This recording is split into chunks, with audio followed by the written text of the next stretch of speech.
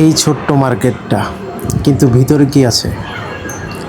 আমি এখন ঢাকা চকবাজার এলাকায়।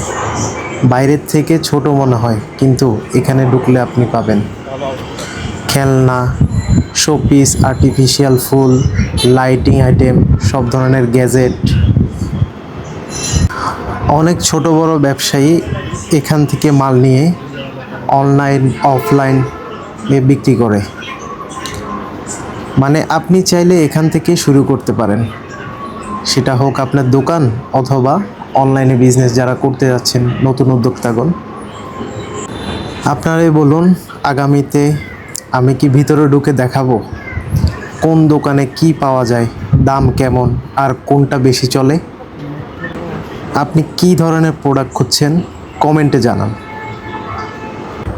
যাতে করে নেক্সট ভিডিওতে আপনাদেরকে আমি জানাতে পারি কোথা থেকে কিনলে কমে কিনতে পারবেন এবং ভালোটা কিনতে পারবেন, দ্রুত গ্রো করতে পারবেন আপনার অফলাইন অনলাইন বিজনেস।